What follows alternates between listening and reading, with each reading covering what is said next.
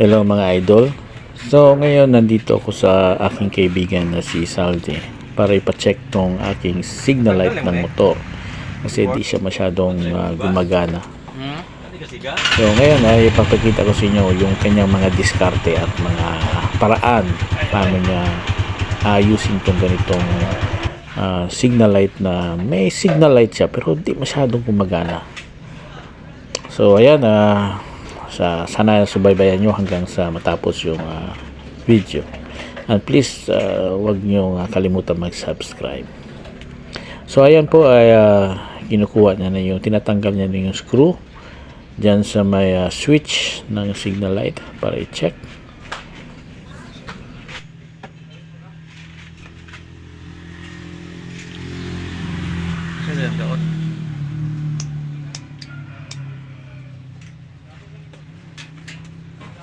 Wow, tester.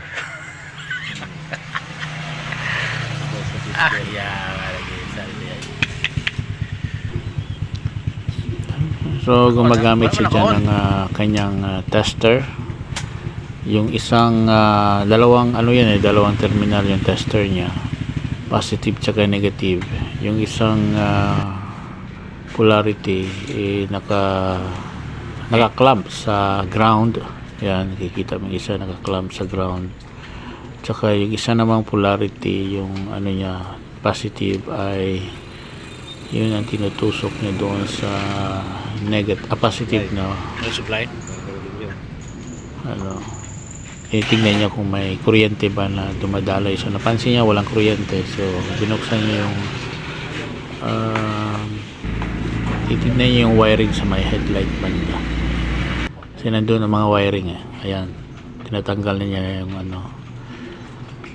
tinatanggal na nila yung yung screw.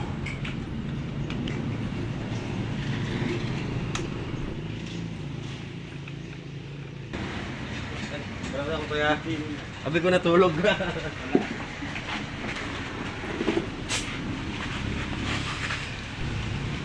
So ayan, na-open niya na yung yung headlight. So lumabas yung mga wirings ng mga ilaw. Sama na doon yung mga signal light, left at saka right na signal light. So hinahanap niya yung mga kulay. Yan. On niya.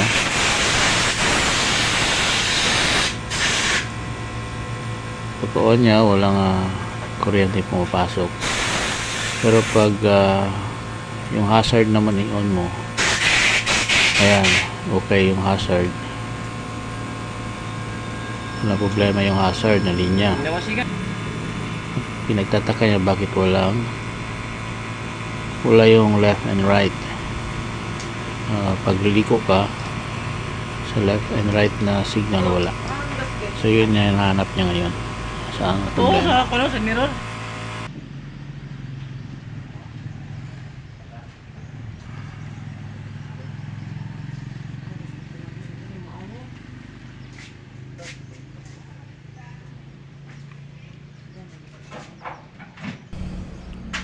So ayan, tinanggal niya muna yung yung headlight kasi masyadong disturbo sa kanyang pagtatrabaho.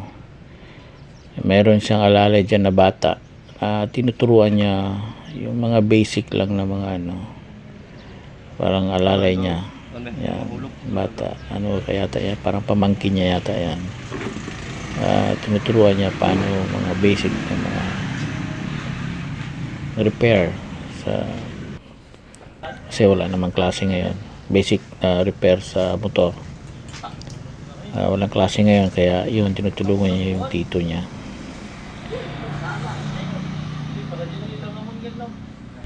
Tinanong ako ng kaibigan kong mekaniko kung paano daw ako mag-washing nitong motor. Sabi ko, binabasa ko lahat talaga. Sabi niya, baka ang problema mo ang switch, baka nagkaroon ng corrosion kasi binabasa mo pati ang switch. So yan, sine-check niya muna sa sa loob ng switch. Medyo may problema nga sa contact. So ayan, sinecheck na yung switch ng motor. Saka nagbalik siya doon sa wiring, double check niya ulit yung papunta ng switch. Ayan, check niya. Pati yung pati na rin yung linya patungo linya rin na patungo sa likod, kasi may signal light din sa dalawa sa likod ng tricycle. Pati yung stoplight na check na rin yan.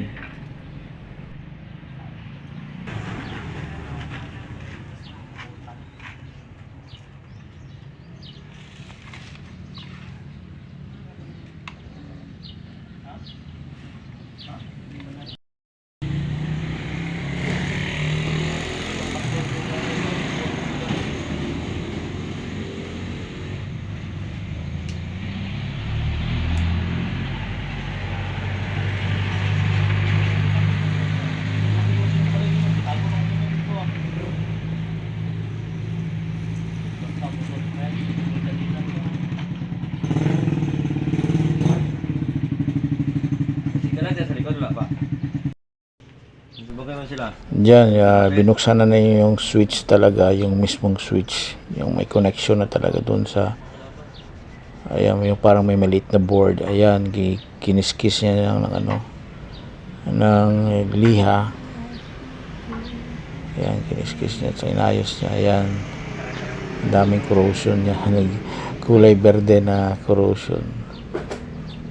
So dyan, medyo okay na yan dyan, yung signal light. Umiilaw na yun doon sa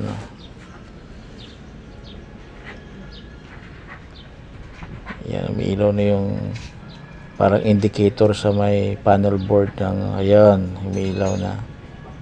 Ayan, umiilaw na yung left side ng signal light. So okay nga, tama nga suspetsya niya. Ang problema ay wala sa linya, kundi doon sa switch, yung maliit na board, yung mga connection dyan. Yun ang problema, corrosion. So tayong mga riders, lalong na tulad ko, na medyo kulang pa sa kaalaman na dapat pala pag mag-washing tayo ng ating motor, huwag natin basahin yung switch, kasi nakakasira pala yung tubig. Isa rin daw yun sa magiging short circuit. Buti nga hindi nasunog yung yung motor ko, kasi yan ang isa sa mga dahilan na susunog ang mga motor, kasi binabasa pati yung mga switches.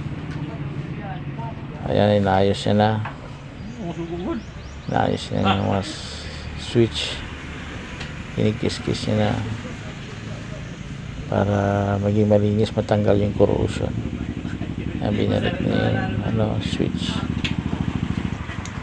So okay na po yan. Okay na yung niya, yung switch. Tanggal na yung mga parang kalawang na kulay berde.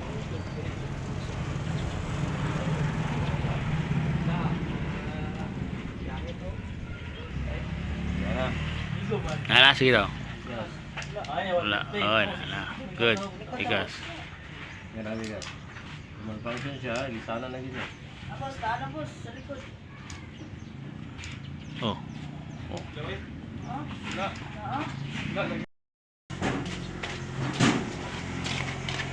Mana lang? Ano lang ba? Ha? Naman. Naman. Ha? Mga yun, no. Tawag sa boss. Tumago mo.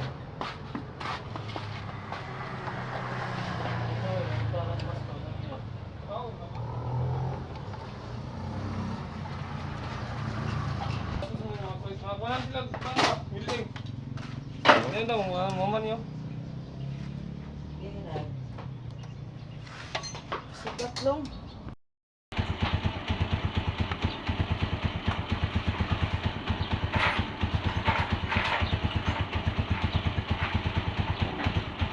Ay, lagos. Lagos na.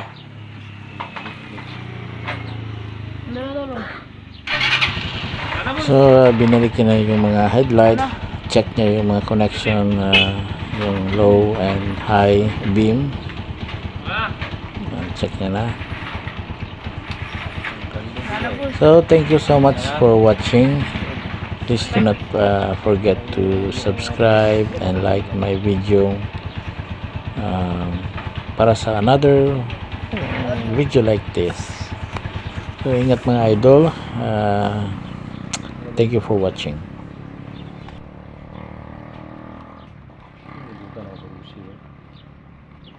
Sa Rusi lang may ana? Happy birthday sa'yo ang arawan, sa'yo ang Mas kay go.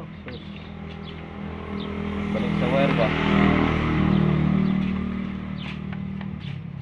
So, magbang sa ng suka. Magbang sa ng ipit siya. Members no? Okay lang. Nakalunglong boss. Araw-araw do ka stars ko. Ano, blue siya oh? Burot yun. Paso. Tapok stalan ba? Tapok. Ito ka stalan. Ano mo ang pagkakita? Wala ko lang ako boss.